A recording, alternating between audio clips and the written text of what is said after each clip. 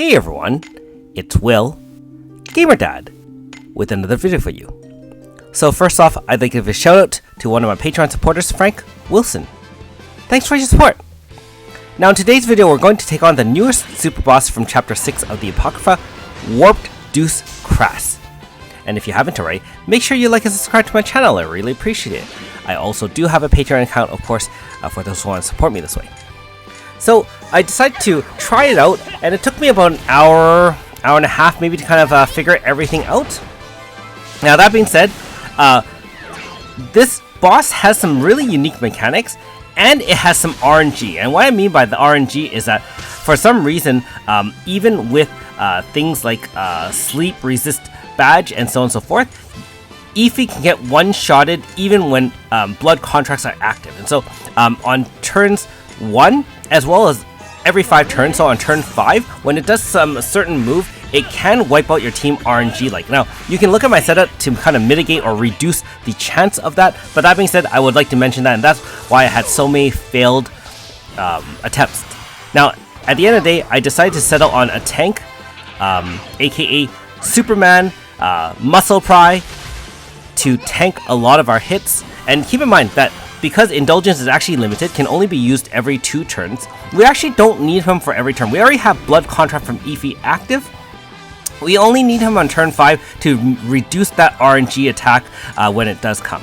And note that after turn 1, when I had Tetra up front, if Tetra acts last, which is RNG dependent based on speed as well, then it will actually heal your status, so you don't have to worry about status, especially sleep and other things like that, or darkness. That being said, after turn 1, I do switch out Tetra for Kumos, and basically I only switch in on turn 5 or turn 6 every 5 turns again, because there's a fixed rotation, it looks like, for the boss. That one seems to be the one that does those status. Now, at the end of the day, all you need to do is really do the Retribution on turn 1 if Yakumo doesn't get stunned, after which you are going to spam Deletion. And note on this particular turn, I did do Retribution one more time because he had such a low sliver of life that a Retribution would push him over the edge. After that, you're only using AS Flam to kind of support. And note that on turn 3, I did cast her buffing move again ahead of time. Now, that buff move does last 5 turns, so if you're wondering why I cast it on turn 3, the reason for that is that if you cast it in the first 3 turns, you get capped 100-100, whereas if you cast it after that, it'll only be 50-50. So I wanted it to last for the duration of the fight, and this fight is an 8-turn clear. And I decided to activate the Indulgence right here, just to kind of make sure I don't get wiped. Now, there are special things that happen when you are at full AF bar. No AF bar, which auto kills you, by the way, so do not use any AF. If you use AF, it will auto kill you. And there's the status right there, the Tempest Fusion. And then that's why I have everything tanked up by Pry. And of course, if we had any status, Tetra would have removed it. Now that we're out of the Danger Woods, we can switch back for Kumos. And Kumos' main benefit is that it does recover 10% MP for everyone, 20% for Yakumo, which allows him to do maximum damage because, you know, Deletion does trigger up to 5 times, and so you do want to have a decent amount of MP. There have been tries when I was doing this clear where it just didn't seem to have enough MP, so you want to have enough to do at least 3 attacks of Deletion to coincide with 3 Magic Break applied by AS Flam. So just as a rough estimate, 1200 MP or so should be sufficient. Anything less than that, you do run the risk that it won't go.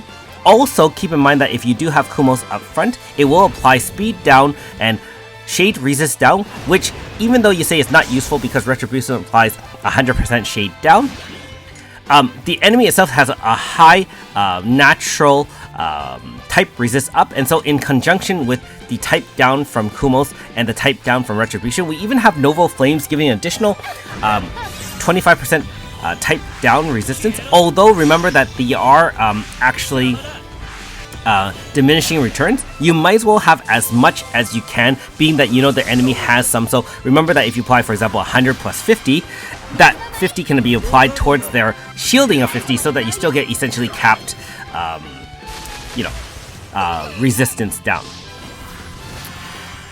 Otherwise, Yipha really doesn't do much. She can alternate between Rosa Liliac as well as the zone setting move. I never pronounce it properly, so forgive me for not saying it.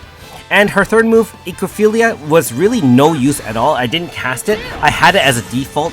If you wanted to spice things up, you can probably find a different rotation where she attacks. However, I found that having a solo DPS in the Yakumo was more than enough, and basically supported by Yipha to help keep everyone alive, as well as AS Flam to apply those magic breaks, and Prize just to reduce RNG at the end of the day. Now, I am somewhat proud of this clear, only because, again, I don't watch any videos beforehand, so it was kind of fun to figure this one out. It wasn't, one of those more frustrating one where I just bumped my head against the wall. And Pry is kind of cool instead of using someone like AS Radias or AS Yipha.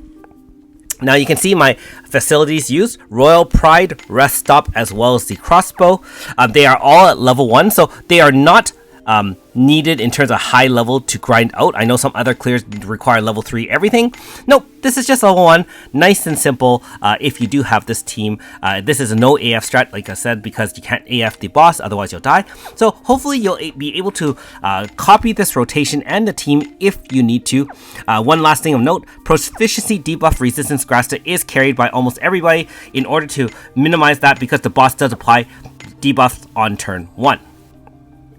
Anyways, thanks for watching. We'll see you next time.